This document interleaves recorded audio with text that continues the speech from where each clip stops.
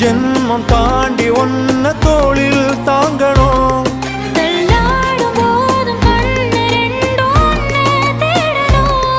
உயிர் விட்டு போகும் அந்த நொடியில் ஓருவம் முன்னால் வரணும்.